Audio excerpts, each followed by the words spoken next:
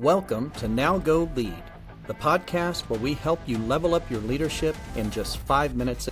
Each episode, we provide inspiring stories and actionable insights to help you lead with confidence and clarity. Whether you're a seasoned leader or just starting out, our goal is to give you the tools and motivation to level up your leadership game.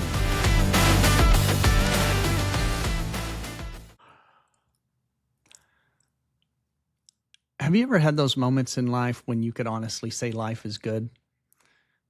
It may not mean that your life is perfect, but it's maybe a season in your life when work is good and you're in a good vibe with your spouse. All your relationships seem to be working. No major problems with house or pets. You get what I'm saying. Sometimes we aren't aware of these times in our lives, but sometimes we know it. And we find ourselves not wanting to move forward along the journey. Because once you're on a summit in life, the path forward usually means a descent into the valley. My partner and I started HP Engineering in the middle of the Great Recession in 2008. And we experienced a lot of success at a time when others were struggling. Within a couple of years, our idea for an engineering firm had blossomed into a group of almost 10 people. And that immediate success was more than we had imagined. And I remember saying to myself at the time that we could easily take this group of people and make this situation a long-term reality. But, unexpectedly, my heart began to shift. And I started to feel there was a bigger calling for our company.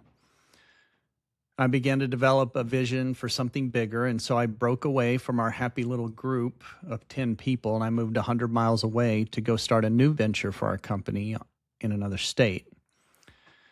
And within a few short months of this change, though, our group began to struggle, and we began to climb this new summit together, even as we were miles apart.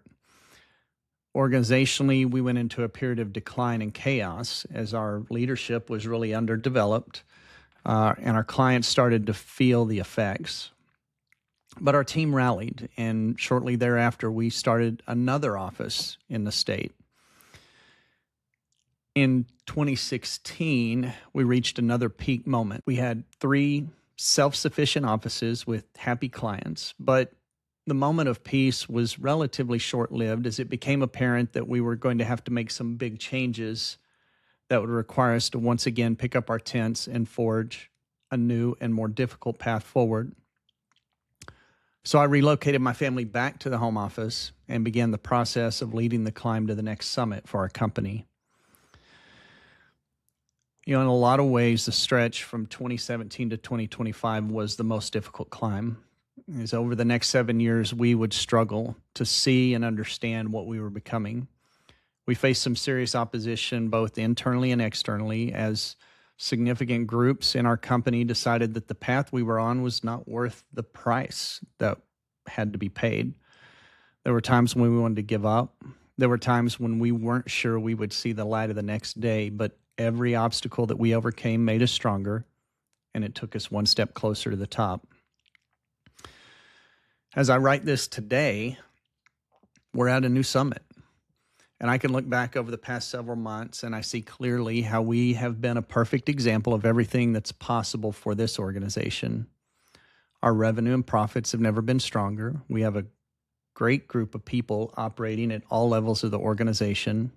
We have harmony and alignment in our leadership, and I've heard myself and others say out loud that it feels like things are working the way they're supposed to for the first time in a long time.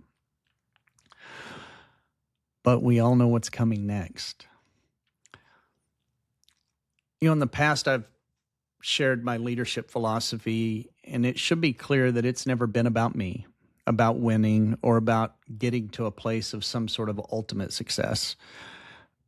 The leadership that I've taught and exemplified is that it's not about me, but it's about the people who've chosen to go with me on this journey. And my belief that there's a world out there who needs great leaders and great leadership.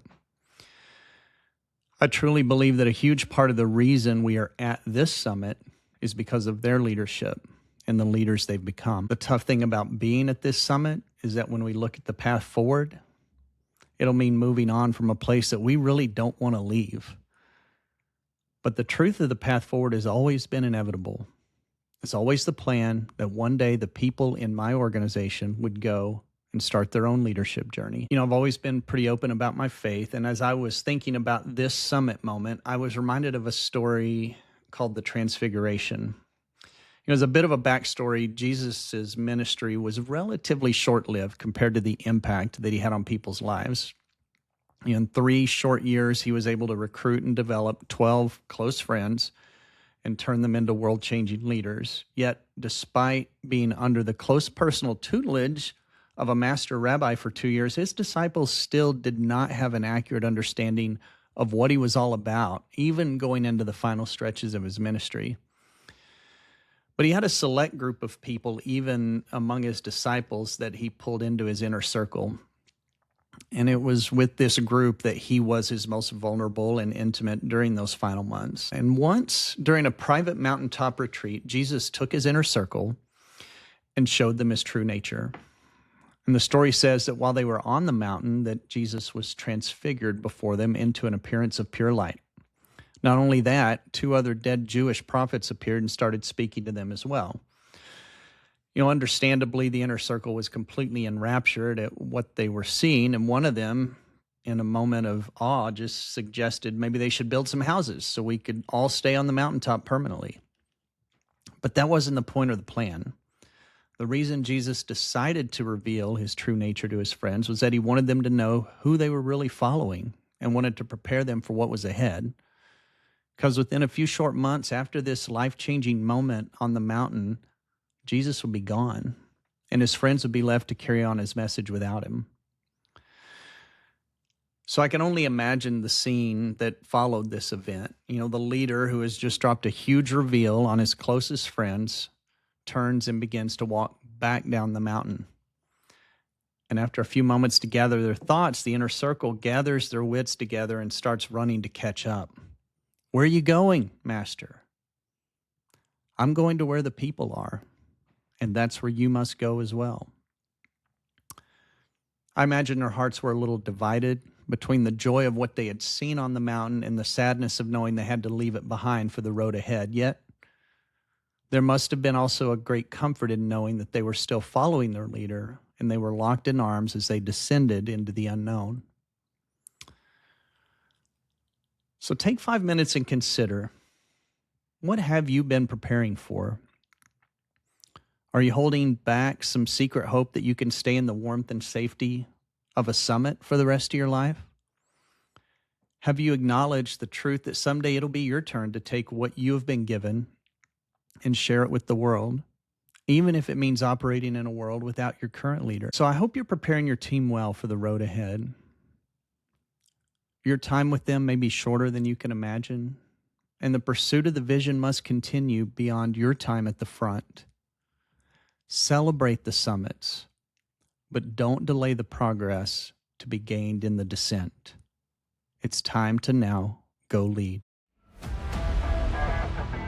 Thank you for tuning in to this episode of Now Go Lead.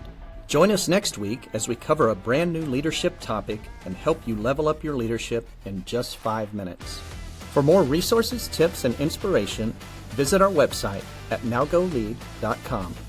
You can also connect with us on Instagram at nowgolead and on LinkedIn.